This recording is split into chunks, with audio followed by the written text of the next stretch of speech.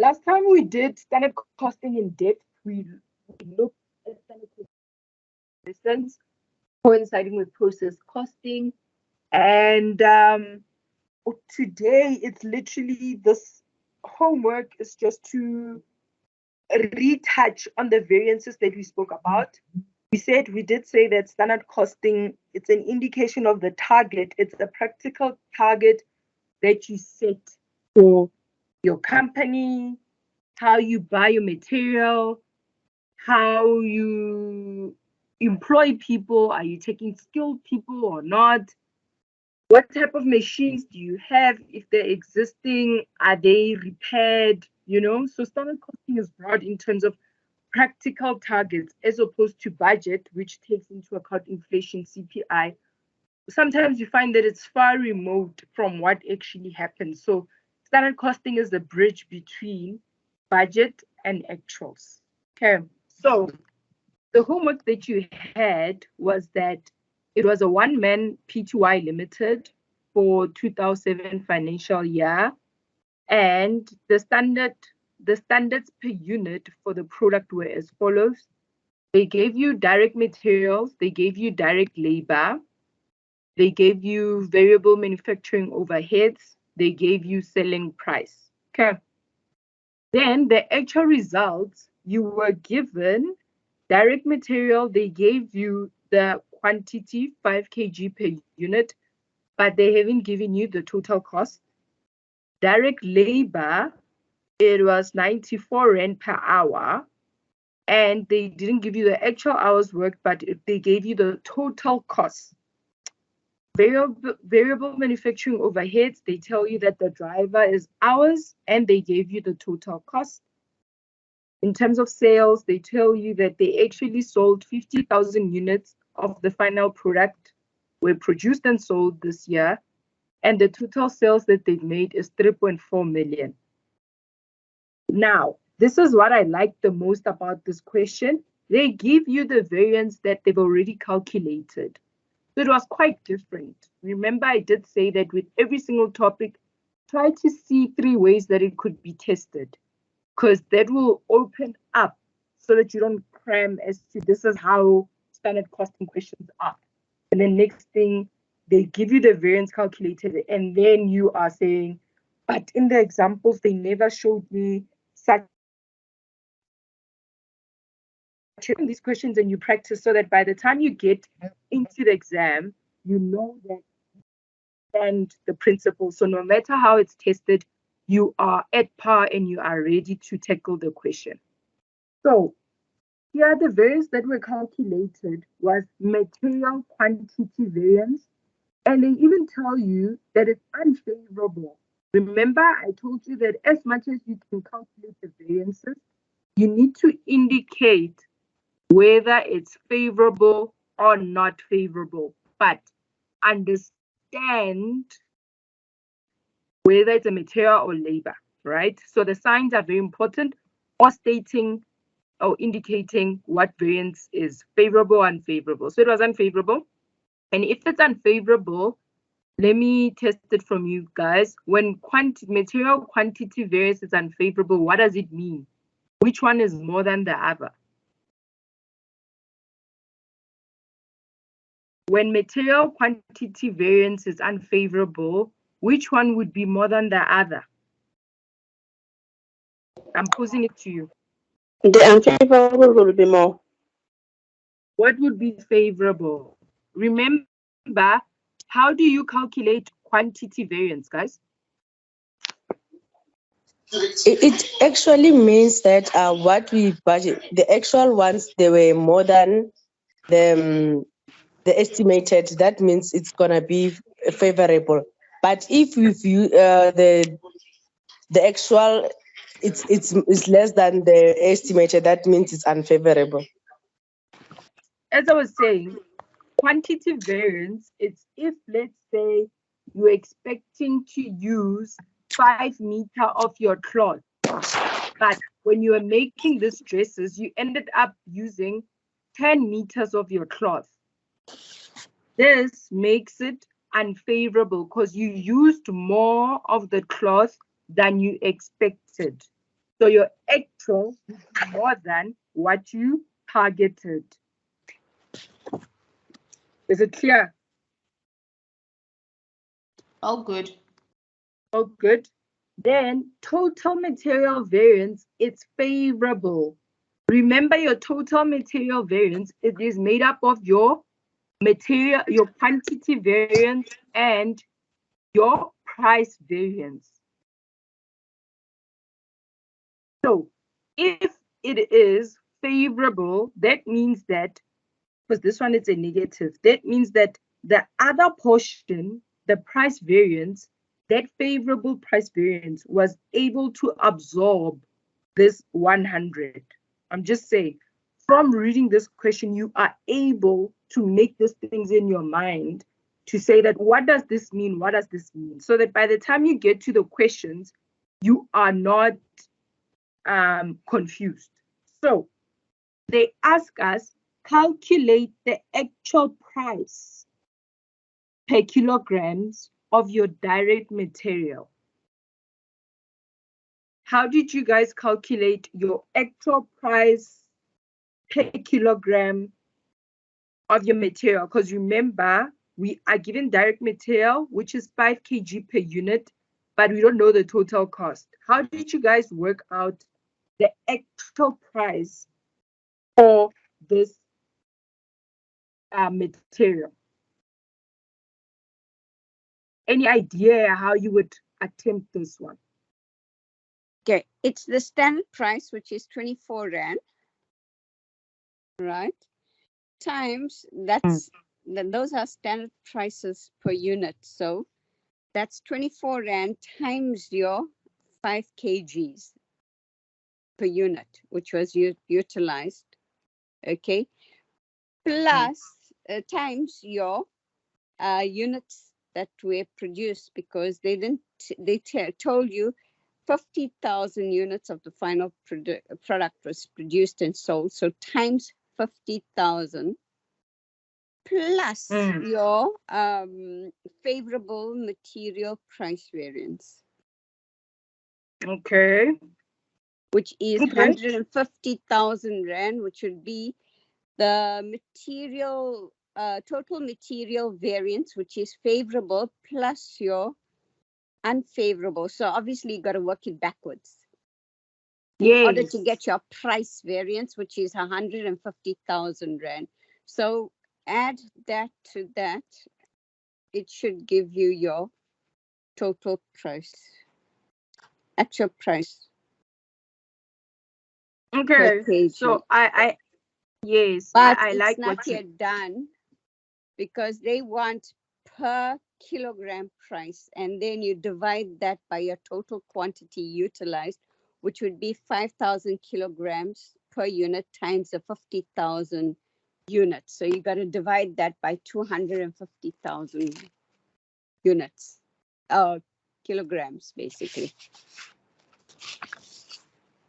I really like how you approached it, and I hope those who haven't done the question, you will have enough time to look at it, because exactly how she identified that she will need to use the quantity variance, the total variance, just so that she can work it out. Yes, it is 3 marks, but it is a nice way to say that I need to work it backwards to see what's what.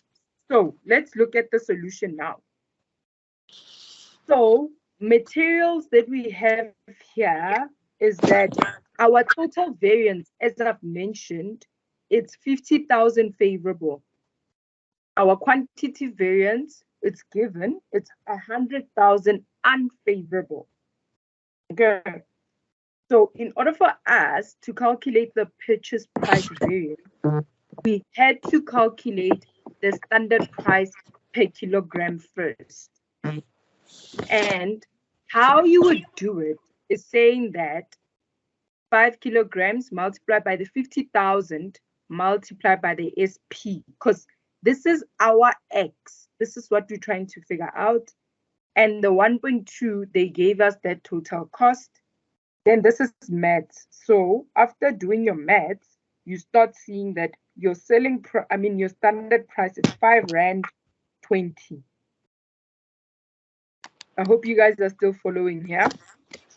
Then you're saying I need to calculate my purchase price variance, and my purchase price, in order to calculate it, I need my total variance minus my quantity variance, because I did tell you that if you have this one, you can already see that my price variance is 150, because the 150 is able to absorb the 100,000 and I'm remaining with the 50.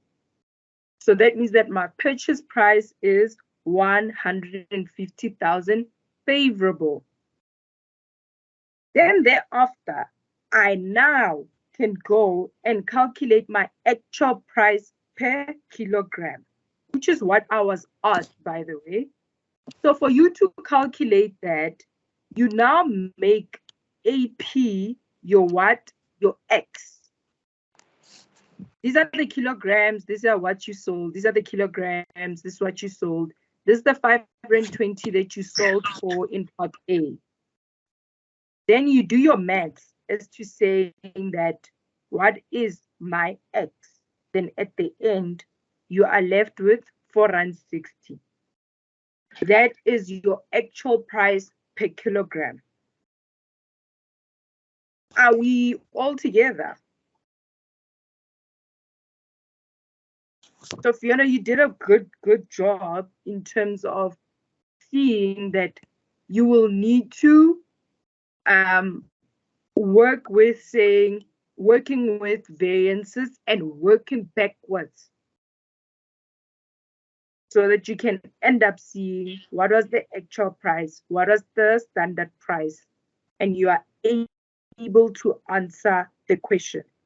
So the trick here was work backwards, because most of the time the questions ask you to work forward, meaning calculate the variance.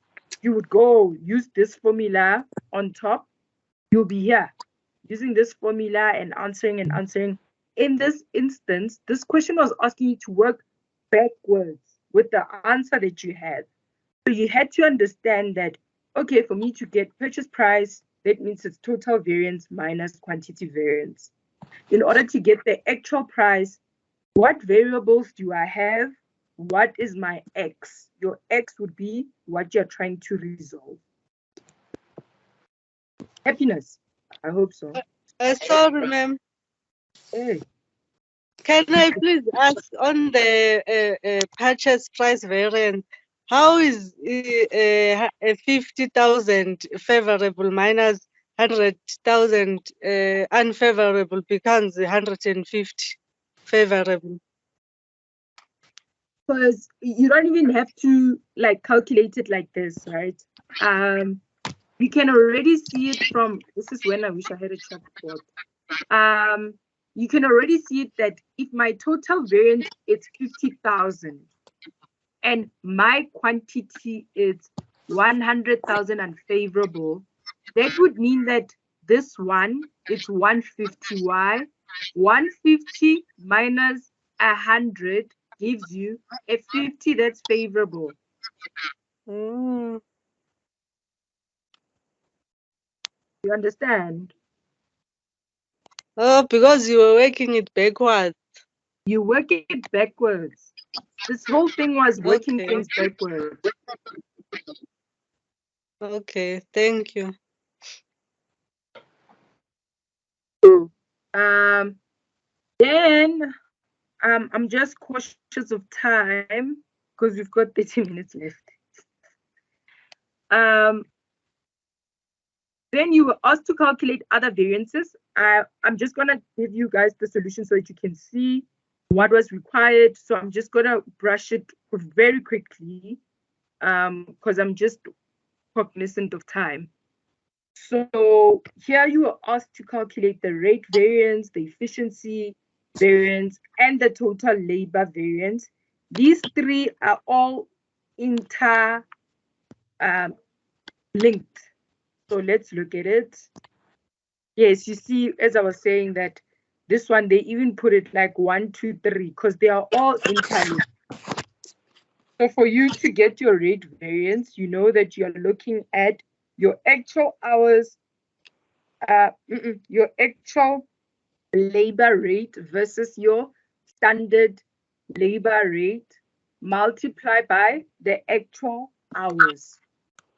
That's how you calculate it. And then you have to indicate, is it favorable or unfavorable? In this instance, it was unfavorable. That means that we spent more on labor than we anticipated. So that means that your actual is more than your target. Then efficiency, on the other hand, it's your actual hours versus your standard hours. And as a result here, we have 90,000 unfavorable. This means that, again, the people who worked for you worked more hours than what you anticipated. Hence, it's unfavorable. They worked more hours in actual terms. So both unfavorable variances, you add them together. It's a negative 44 plus a negative 90. It gives you the total variance of 134,000. So this one is straightforward, right? It was straightforward. It was just a matter of applying the formulas. Then I'd like us to look at the other one variable. I would say that you will look at the solution when I post it in the group. But the selling price here, says that you must calculate the price variance. So let's see how a selling price variance goes by, because most of the time we hardly see such a question asking us for sales variance. Maybe if I to you guys, how do you calculate a selling price variance? What's the formula? It will be the actual price less the standard price. But in this case, you got to take your actual sales, which was 3.4 million rand, divided by the number of units to get your unit price. It depends what they wanted. They wanted the selling price. Yeah, it's your 3.4 million divided by 50,000 units gives you 68, which is your actual selling price, less your standard selling price, 70, which is a negative 2 rand. Thank you. So with the price variance, you had to take into account the, let's see, where's the 70,000 coming from? The 70 rand. So they Right gave on us the here. top, yeah. Yeah, so there it is. They give you the selling price and you multiply it by what you actually sold versus what your actual sales is, right? Which is the 3.4. So the difference between the two gives you your selling price variance, which is unfavorable. Okay, so please do look at this question. I will post it again and I'll also give you the solution. Okay, deal. I'll give you that. So I just want to touch a bit on relevant costing for short-term decision making. And then I will briefly touch on CALF. And with CALF, I will be looking at the steps that you need to do for CALF. But I will still give you this homework for CALF for you to attempt. And then you will let me know if you want me to explain certain things within the WhatsApp group. I'm happy to do that. Fine. So relevant costing for short-term decision making. This is instances where you have alternative ways of approaching something. So let's say you ask yourself, what is for breakfast today? You know, or a serious question as, should I accept this new job that I applied for, that I was offered employment? So that decision making would make you have to consider, for instance, if it is breakfast, you will say, okay, fine, what are my options? I've got porridge, I've got cereals, I've got oats, I've got English breakfast. Those options that you have, for you to end up deciding, yes, there's the whole thing of saying that you enjoy eggs or whatever, but sometimes, especially in today's economic situation that we are in, where everything is expensive, one of the things that you'll have to think about is the cost. How much will it cost me to make a toasted sandwich? One of the questions that you'll have to ask yourself is the cost per serving. Would this toast that I'm making be more expensive when I compare it to me making porridge? Or what do I have at the moment at home, right? When you're choosing a new job, you'll start thinking, where do I live? Which one pays me better? When I live in Eastern Cape versus in Gauteng, which one will give me more salary? Then, after saying, maybe you'll say it's Gauteng in Johannesburg, you'll start thinking the rental, how much is it? Would I need to commute to work? Will I be using public transport? Or would I need to buy a car? And overall, would this income be sufficient for me to cover all these costs that I was thinking about? Sometimes you have to also, over and above the financial impact of your decision, have to think about the qualitative factors. If your home is in Eastern Cape, I'm sorry, I'm making an example of Eastern Cape, and then now you have to move to Johannesburg. Do I know anyone in Johannesburg when I leave? So your qualitative factors would be my family. I'm leaving my family behind. What type of support structure am I going to get when I arrive in Johannesburg? Am I okay with that? How can I still communicate with my family? Does it mean that now I have to have more Zoom meetings with them? Or how many times am I supposed to go home just to get that support and homey feeling that I'm used to now? So it's those elements that goes into decision making. So same thing with your lives. That's how companies also operate. A company would have operations, they manufacture sneakers. Here comes a special order where now we just want 100 limited sneakers with a certain branding or embroidering. You, as a company, have to think, do I have enough space in my factory to accommodate these 100 units? Would my labor have to work more hours? Because if they do work more hours, that's overtime. Would the overtime affect the morale of my employees? Do you guys see how many things that decision making actually comes into play to say that, do I have the material that comes with this special order? Would what I'm selling this special order to, would it be able to cover all these costs that I thought of that are relevant for me to end up saying, yes, we'll take the special order? Then you start thinking, is all the fuss, all the overtime, all the removing certain people from the business's usual production, will it all be worth it for a once-off order? Do you guys see the decision-making process that companies also have to think of? Does it mean that if I take this special order, even though they might say it's once off, if I do a brilliant job, would they end up choosing me in future as their preferred supplier? Do you guys see that relevant decision making has to do with relevant costs and relevant revenue? These are costs and revenue that increase incremental, that increase that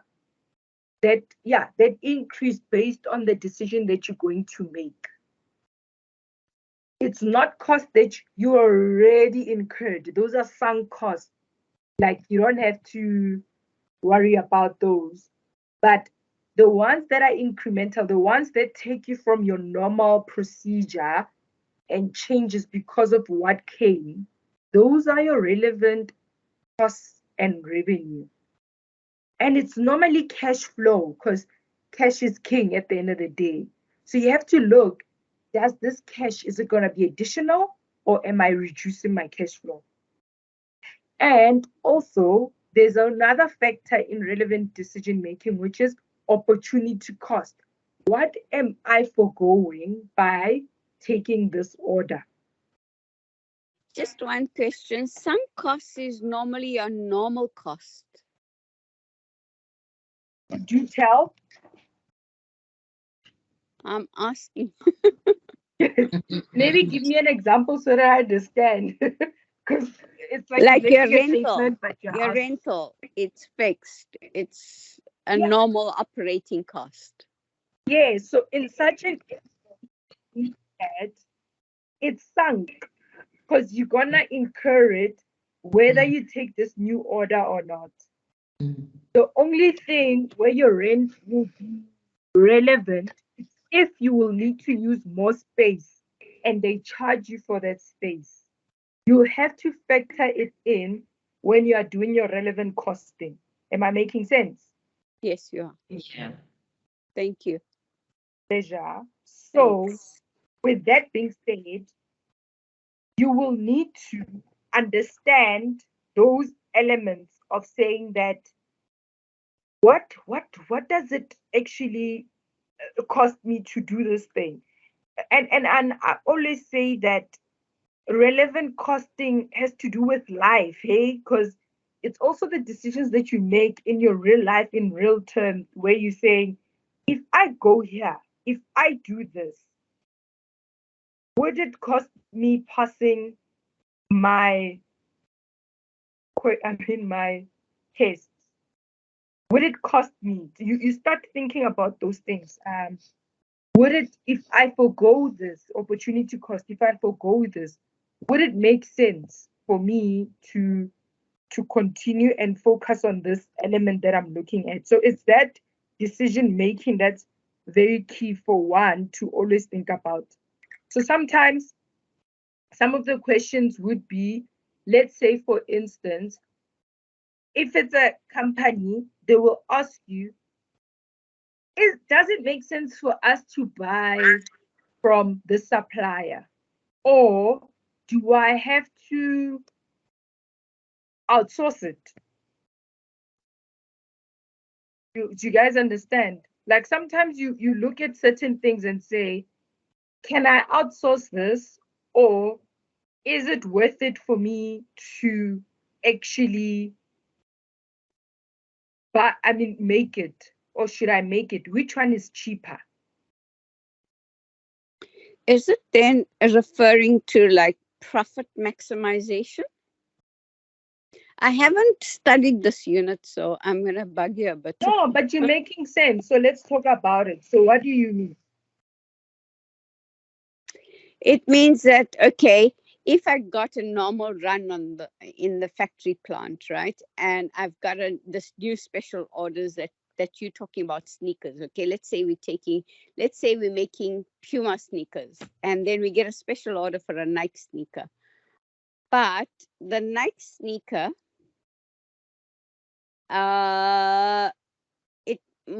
it's a once-off run. Okay, I'm going to forego the production of Puma sneakers for that day or week or whatever.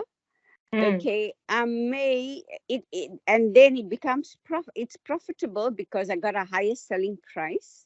The costs are okay. Let's say if the costs are slightly more expensive, okay. I'm using the same factory space, the same machine. There's nothing. It's only the material that differs. So if my profit margin is much higher than the Puma run, then I will make a decision to go with the production of the Nike sneakers. Yes, it's a perfect example. So hence I'm saying that it's So things this that is what relevant costing is all about. yes, it is. It's basically Cool. that. But you see how nicely you say it and how you unpack it. You need to unpack it like that when you do the question. Do you get what I mean? Okay. Yeah. So when you're doing the question, you have to show that you've thought of making it or buying it. You have to show that are you gonna make a saving or are you gonna make money out of this? You have to show the marker that you have thought it through. Oh, okay. Makes sense. Yeah. And if you're gonna forego certain orders for you to end up doing this order, show us that by taking this thing, I am foregoing this certain thing. Let's say whatever it is, you just have to show that I am foregoing making sneakers or I am foregoing. Do you get what I mean? You have to Yeah. show the Yeah. revenue.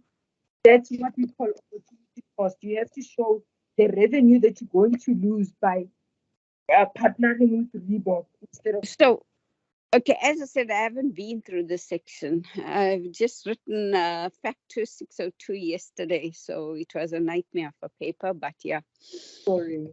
But so when we're presenting this, do we have to show what the actual cost would be for the Nike sneaker, what the actual cost would be for the Puma sneaker, and the differential will be the opportunity? Hmm. So you will, yes, you'll have to show all the costs. The opportunity cost would be if, let's say, you are foregoing.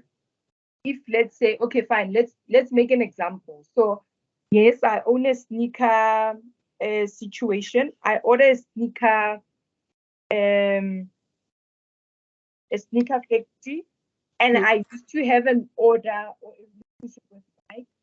Then here comes who's this? Here comes Reebok. They want. I'm sorry for using brands, but it makes it. Reebok comes and says, "I only want 100 limited sneakers with you." So sometimes you find that your resources were only meant to make Nike sneakers. So for me to continue taking the Reebok order, that means that I'm going to shorten some of the stock for Nike. Yeah. That shortening part, that sales and revenue that you're going to lose by you taking Reebok. So you will need to quantify how much are you going to lose because you are now considering taking Reebok. Is it in terms of profit or is it terms of everything, revenue and profit? Hey, sometimes you'll say this is the revenue loss, and then in terms of cost, you'll say this is the cost save, if it is a saving. Oh, okay. But sometimes Okay. it might be that Reebok is cheaper to manufacture as instead of as opposed to Nike.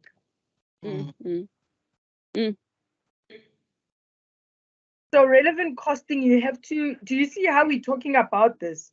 That's Yeah. how you should be able to quantify it. These are some of the things that you must think of together. Thank you. Yeah. So that is relevant decision making, high level, nicely chat. But then let's look at how do you structure your answer given what they've asked you. Okay. So let me go here because I wanna show you this. Yeah. So there's the makeup buy, there's the ones that we were talking about. Should I take the special order or not? The other one that I mentioned, it's question 15 that I want you guys to look at. Question 15, I'm not gonna look at it now because we've got like 10 minutes left, but we'll look at it at home. This is when you mentioned something, Fiona, to say maximizing my profit given what I have. So health it's contribution per unit of the limiting factor. So in this instance, you find that you have 3 products. Maybe let me read it with you and then we'll just close it off nicely with it. So I'm making an example of when Fiona was saying, I want to maximize the profit based on the decision that I need to make. So in this instance, you find that there's Hair Dew Pty Limited. It's a company that manufactures hair shampoo for men. So if you're Head and Shoulders or I'm just trying to make it make sense to you. The shampoo manufactured by the company, it cleanses and fortifies your hair, leaving it smoothly and healthy looking. The company has requested you as a management accountant to assist them with their production structure. The following information relates to the different types of shampoo that the company manufactures. So, a maximum of 250 production hours is available, meaning in a month, all the workers can work up to 250 hours in total for a production, right? I hope you are following. So no matter the product, after all products are produced, the maximum that is allowed is 250 production hours. So we have the product here, the soothing care, there's sensitive care, there's classic care, right? And the expected monthly demand, they give you this. So on a monthly, people want to buy 8,000 units of soothing care. Others is 12,000 sensitive, and the other one is 7,000 units, right? The selling price of these is that 60 Rand is soothing, and 65 is sensitive, and classic care is 70. So you can see that more people are demanding for sensitive, but then it's like medium price 65. But you find that classic care 7,000, but it charges you 70. You cannot make a decision based on these 2 points when there's a limiting factor being your labor hours. So let's continue. The production cost that you have here, it's your variable manufacturing cost, your variable selling cost, those are your marketing distribution, your fixed cost, they even gave you per unit based on production capacity. It's the same, it's fixed, it's not variable according to the number of units. Then this is where now we need to open our eyes, because remember, there's a limit here. The limit is labor hours. So now you are interested in this because this is the limiting factor, because there's a max. So here it is. So for us to meet this 8,000 units, the people need to work 100 hours. For 12,000, it's 100 hours. For 7,000, it's 70. So when you add all these 3, it gives you 270, but we said the limit is 250. So back to Fiona's point, how do I maximize? What type of production structure am I going to have in order to not be in a compromising situation, but to still make profit? That's your question. But it's not your question, they're asking you. So now, this hair company incurs admin costs to operate that. The admin cost, they give it to you to say that there's 5 Rand, 3 Rand, and 2 Rand. So something to take note of. So how I like these 5 steps. These are the 5 steps that you always have to follow when you're doing your contribution per limiting factor, your count. You always have to identify the limiting factor. So what is your limiting factor? We said it's labor hours. So you have to indicate where the limitation is at. So you'll show it by saying our demand is this, the production per rate is this, these were the hours that were required. So in total, the total hours is that 270 that we saw, and what is available is 250. So as a result, my limiting factor is 20. So this is where the limitation is. So the limiting issue here is hours. I hope you guys are following. Ask any questions as I go.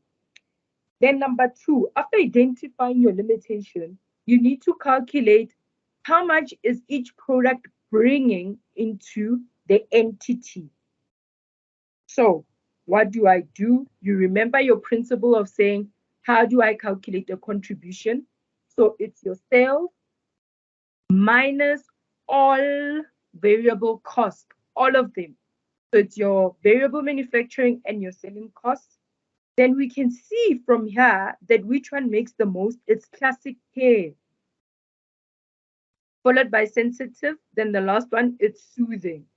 But you calculated your contribution. Then they ask you, calculate your contribution per unit of the limiting factor. So let's go. How do I do that? So you've calculated your contribution on top, right? I hope you guys are following. Then you have to multiply it by the hours required for you to produce this unit. So the units, the labor hours per unit, it's 80, 120, and 100. Then your contribution per limiting factor being the labor hours is as follows. So you can see that classic care actually takes the most. Then they ask you, identify the order in which these shampoos need to be produced. So which one are we starting with and which one are we leaving as last? So you'll say, all right, classic care brings the most into this company, so I'd rather prioritize it as opposed to soothing. So your order is that prioritize classic followed by sensitive, then the last one will be soothing because it brings the least to the company. I hope you guys are following. Then the last portion, which is what brings into what they asked you in terms of the production structure, is saying allocate hours then until there's no labor hours left. So in this instance, here it is. You'll say, all right, what do I have as the available hours? I've got 250 maximum labor hours. I said I'm going to prioritize what? Classic. Classic takes about 70 labor hours. How much would I be having remaining? It's 180. Who's next? The next one is sensitive. Sensitive is 100 hours. Then the balance is 80. So soothing, instead of using 100 hours, I'm only going to take 80.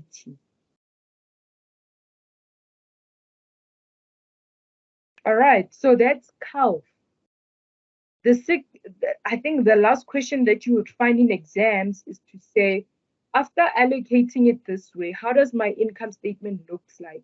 You'll have to quantify the impact of this, considering the fact that you are now going to spend 80 hours as opposed to 100 in order to produce soothing, because that will affect your number of units that you use.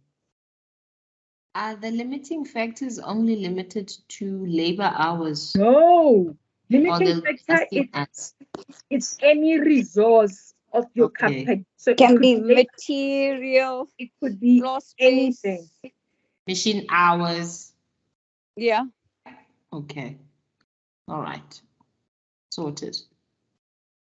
Okay. Even units produced as well. Okay. Awesome. Okay. So the more you do questions, you'll see how do I treat it if it's material? How do I get to a point where I even put it in an income statement format? Because someone will say, okay, it's all great and good for you to say this is how you allocate the labor hours, but then quantify it in terms of, am I going to make profit or not? Yeah, so I'd say do more questions related to CALF. Follow those 5 steps that you saw. That is your basis, no matter what, to start off there. Then you can build up on it in order to understand how do I maximize my contribution given the limited factors that I have? Then you'll be fine. That's why I'm saying that from today, I understand that there might be some theory that you have to look at, but rather attempt questions. Then when you see that you are lost, then you will go revisit the theory.